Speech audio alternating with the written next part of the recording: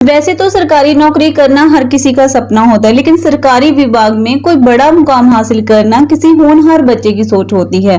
DGP भी इन्हीं बड़े पदों में से एक होता है। डीजीपी से जुड़ी सभी जानकारियां आपको इस वीडियो में मिलने वाली हैं। लेते हैं डीजीपी का पूरा नाम क्या होता है।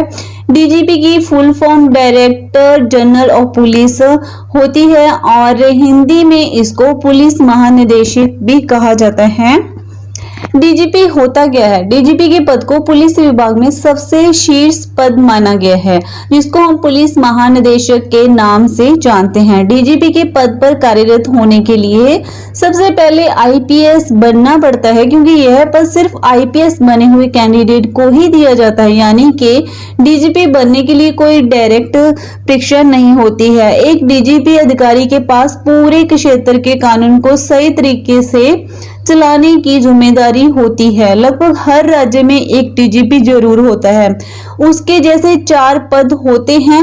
अपने राज्य में डीजीपी को कैबिनेट मंत्री की नजर से देखा जाता है, क्योंकि पुलिस विभाग में हेड अफसर को डीजीपी कहते हैं। तो चलिए जान लेते हैं डीजीपी के लिए एलिजिबिलिटी यानी कि योग्यता क्या होनी चाहिए। सबसे पहले आपको यहाँ पे 12th पास करनी होगी। किसी भी ऊंचे पद को पाने के लिए 12वीं पास करना जरूरी होता है, इसलिए किसी भी मान्यता प्राप्त विद्यालय से 12वीं की पढ़ाई पास कर ले और यह आपकी पढ़ाई किसी भी स्ट्रीम से हो सकती है।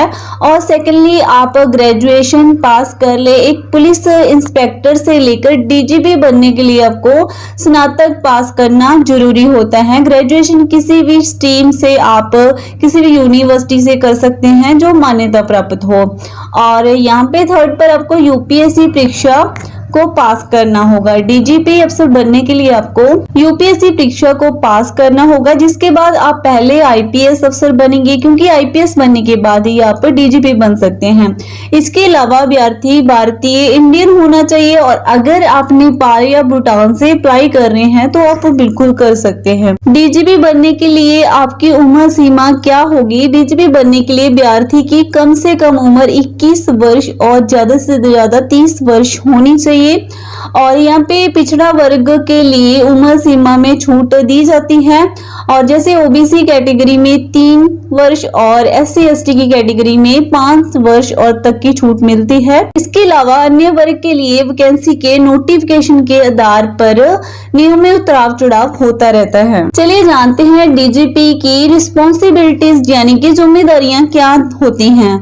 जितना बड़ा पद होगा जिम्मेदारियां भी उतनी ही बढ़ेंगी, क्योंकि डीजीपी का पद पुलिस विभाग में सबसे बड़ा पद होता है, इसलिए उनकी जिम्मेदारियां भी ज्यादा बढ़ जाती हैं। डीजीपी की रिस्पॉन्सिबिलिटीज क्या होती हैं, चलिए जानते हैं। डीजीपी की सबसे पहली जो जिम्मेदारी होती है वो अपने राज्य की कानून व्यवस्था को बनाए रखना होता है, और दूसरा इनके राज्य में दंगा फसाद बिल्कुल नहीं होना चाहिए, यानी कि शांति बनी रहनी चाहिए।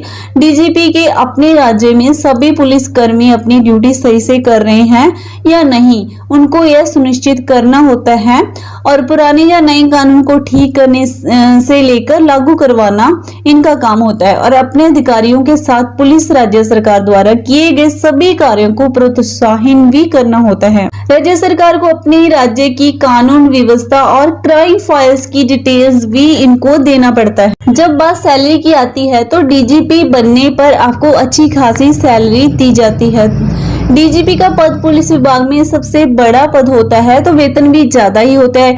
डीजीपी अफसर को हर माह लगभग 56,000 से लेकर 2,25,000 तक सैलरी दी जाती है, जो आपकी साथ में पे कमीशन के आधार पर सैलरी बनाई जाती है। सिर्फ इतना ही नहीं, डीजीपी को वेतन के साथ साथ कुछ भत्ते और सहूलतें भी मिलती हैं। ग्रेड पे और भत्ते आदि जोड़ने के बाद एनपीएस काटा जाता है, जो कुल सैलरी में से लगभग 10% कट जाता है, और कुछ बाकी सैलरी जो होती है डीजीपी को मिल जाती है। और वेतन के अलावा कुछ सहूलतें भी डीजीपी को मिलती हैं, जैसे कि सरकारी गाड़ी, ड्राइवर, गार्ड, आदि दिया जाता है। और इन सभी के साथ इलेक्ट्रिसिटी, फ्री टेलीफोन और मेडिकल इंश्योरेंस आदि की सुविधा भी एक डीजीपी को दी जाती है। तो फ्रेंड, इस वीडियो में इतना ही। अगर आपको डीजीपी से जुड़ी जानकारी अच्छी लगी है तो इसको लाइक करने के साथ साथ अपने दोस्तों के साथ सोशल मीडिया पर, व्हाट्सएप आदि पर शेयर करना बिल्कुल ना भूलें। और अब हम मिलते हैं एक नई वीडियो में एक नई जानकारी के साथ। तब तक के लिए धन्यवाद।